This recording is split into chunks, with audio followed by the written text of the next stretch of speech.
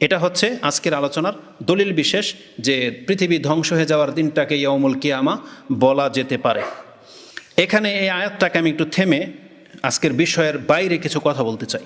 গতকালকে এক ভাই আমাকে ফোন দিয়েছে এখান থেকে চাষারা মসজিদ থেকে, যে বলা হলো যে আমাদের এই মসজিদের মধ্যে কিছু ভাই কিছু আমাদের নিজেদের লোক আহলে কোরআনদের মতো আচরণ শুরু করেছে। তাদের বেশ কিছু হাদিস নিয়ে আপত্তি। মূলত তারা মুখে প্রকাশ করতে তো চায় না যে রাসূল ইসলামের কোনো হাদিসই মানি না, কিন্তু তারা ইঙ্গিতে কিছু কিছু হাদিসকে বের করে অন্যদেরকে বিভ্রান্ত করার চেষ্টা করে। তারা কারা আমরা তাদেরকে চিনি না, কারণ কোনো ব্যক্তি তো আজ পর্যন্ত এসে সরাসরি চাক্ষুষ সামনে দাঁড়িয়ে একথা বলে না যে আমি আহলে কোরআন। কেউ এই কথা দাবি করে? বলে এসে? বলে না, লুকায়। কিন্তু আমরা যারা আছি, যে আমি মিম্বরের উপরে দাঁড়িয়ে আছি, আমরা তো কখনো বলি নাই যে আমরা আহলে হাদিস, আমাদেরকে আহলে হাদিস বলে ডাকেন, কিন্তু আমাদেরকে কি চিনতে কারো কোনো অসুবিধা আছে? আমি যদি এখানে দাঁড়িয়ে বলি আমি আহলে হাদিস, আমার কোনো ভয় আছে? আপনারা যারা এখানে আসছেন, আমি যদি বলতে বলি এখানে কি আপনারা আহলে হাদিস নাকি কেউ নাই, নিজেকে প্রমাণ করতে চান না? আমি যদি বলি আপনারা কি আহলে হাদিস, এটা স্বীকার করতে আপনাদের আপত্তি আছে? তাহলে কোনো আহলে কোরআন যদি থেকে থাকেন, আপনি একটু দাঁড়িয়ে বলেন তো, ভাই আমি আহলে কোরআন, বলেন তো একজন কে আছেন? দেখেন সাহস পাচ্ছেন না। কেউ হয়তো আছেন, আল্লাহ না করুক এখানে আমাদের মসজিদে থাকবে, কিন্তু নাই। তাহলে কেউ যদি নিজে প্রকাশ না করে আমি আহলে কোরআন, তো তাকে নিয়ে আপনারা ভয় কেন পাচ্ছেন? সে যদি প্রকাশ্যে আসে আহলে কোরআনের রূপ নিয়ে, তখন তাকে প্রতিহত করার ব্যাপার আছে। একটা মানুষ কোরআন হাদিস কম বুঝতেই পারে, একজন মানুষ বেশি বুঝবে, একজন কম বুঝবে। তার প্রশ্ন শুনেই কি তাকে আহলে কোরআন আপনি সাব্যস্ত করে দেবেন? না, আমরা এটা করব না। আমরা কাউকে দূরে ঠেলে দিতে চাই না। তার সংশয় থাকলে সে আলেমদের সাথে বসবে, কোনো হাদিস না বুঝবে তাকে বুঝিয়ে দেওয়া হবে, কিন্তু ফিতনার সৃষ্টি করবেন না। কেন বললাম এই কথাটা?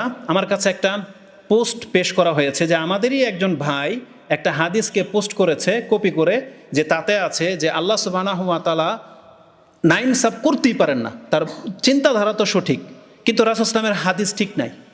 ইমাম বুখারী মুসলিমের এই হাদিস ঠিক হইতে পারে না। কোন হাদিস? যে আল্লাহ সুবহানাহু ওয়া তাআলার পক্ষ থেকে রাসূল ইসলাম বলেছেন, মাই ইউরিদিল্লাহু বিহি খাইরান ইউফাক্কিহু ফিদ্দিন, আল্লাহ যার জন্য কল্যাণ চান তাকে দ্বীনের জ্ঞান দান করেন। এই নাস্তিকবাদী লোকগুলার প্রশ্ন হলো, তাহলে আল্লাহ যাকে পছন্দ করে তাকে যদি জ্ঞান দেয়, এটা আমাদের দোষ কি?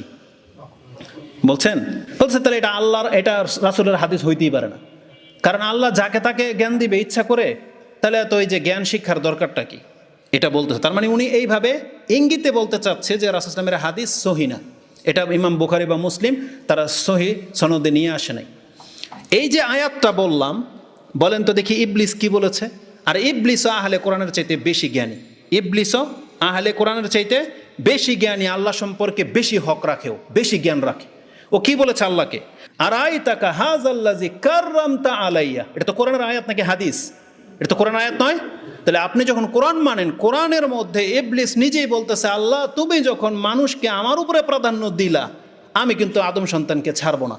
তাহলে এই যে ইবলিস কি আপত্তি করেছিল যে আল্লাহ তুমি তাহলে আদমকে আমার উপরে প্রাধান্য দিলা কেন? তাহলে আমার অপরাধটা কোথায়?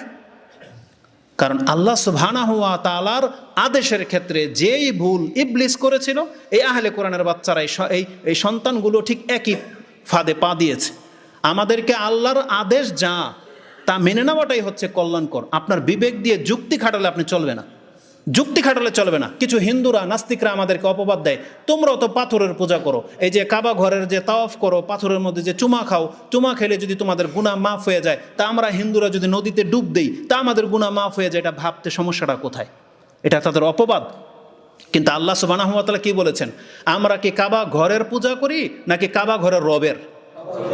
কোরআনে কি আল্লাহ কথা জানাই নাই? ফালিয়াবুদু রাব্বা হাযাল বাইত, বরং তারা যেন এই ঘরের রবের ইবাদত করে। কার? এই ঘরের রবের। তার মানে কাবা ঘরকে কেন্দ্র করে আমরা মুসলিমরা যা করি একটাও কাবা ঘরের পূজা না। বরং ওমর রাদিয়াল্লাহু আনহু কি বলেছিল? পাথরকে লক্ষ্য করে, যদি রাসূলকে আমি চুমা দিতে না দেখতাম তাহলে আমি কোনোদিন তোমাকে চুমা দিতাম না। এটা না আমাদের ইসলাম? তাহলে আমরা কোনোদিন কোনো বস্তুর পূজা করি না। ইসলামের বৈশিষ্ট্যই এইটা।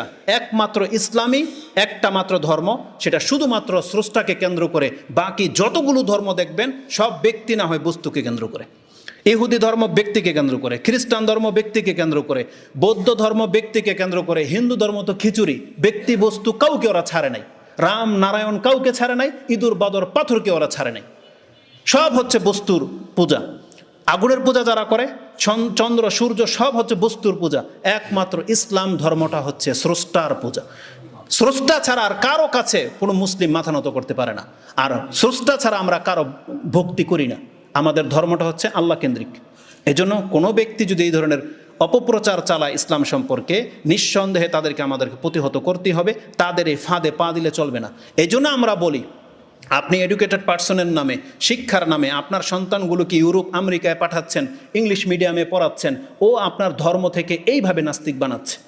জানেন, গত 2 দিন আগে এক ভাই ফ্রান্স থেকে এসে আমাদের কাছে কিছু প্রশ্ন করেছে, এমন এক তথ্য দিল, সুবহানাল্লাহ, লা হাওলা ওয়ালা কুওয়াতা ইল্লা বিল্লাহ। মানুষ পয়সার জন্যে এইভাবে সে ধর্ম বিক্রি করে দিতে পারে, এটা আমাদের বুঝে আসে না।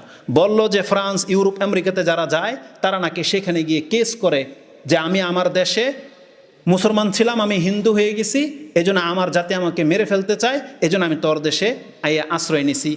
তখন নাকি ওই দেশের সরকার ওকে থাকার পারমিশন দিয়ে দেয়। আস্তাগফিরুল্লাহ ওয়া আতুবু ইলাইহি। এক ভাই বলল কত পুরুষ আছে সেখানে গিয়ে দাবি করে যে আমি সমকামিতায় অংশ নিয়েছি, কিন্তু আমার জাতি আমাকে মেরে দেবে, এজন্য তোর দেশে আমি পালিয়ে আসছি।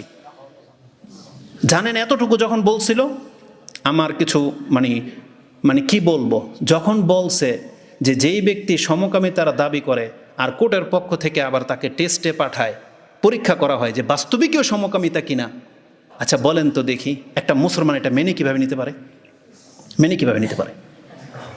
আপনার টাকা পয়সা কামানোটা আপনার জন্য এতটাই মুখ্য বিষয় হয়ে গেছে, আরে আপনি প্রয়োজনে বাংলাদেশে ভিক্ষা করে খান, মুসলমানদের উচিত তাদেরকে ভিক্ষা দিয়ে ধনী কোটিপতি করে দেওয়া, তারপর নিজের ইমানকে বেচার জন্য এইভাবে পরকালে ওই সব দেশগুলোতে যাওয়া আপনার মোটেও উচিত নয়। একটা মানুষ পয়সাওয়ালা হওয়ার জন্য এটাও করতে পারে। এটাই তো রাসূল সাল্লাল্লাহু আলাইহি ওয়াসাল্লাম বলেছেন, ইয়াবিউ দীনাহু মিন আরাদিদ দুনিয়া, সে দুনিয়ার জন্য তার দিনকে বিক্রি করে দেবে। কিন্তু আমাদের এই উদাহরণই বুঝে আসতো না যদি এই ব্যক্তির এই কথাগুলো না শুনতো।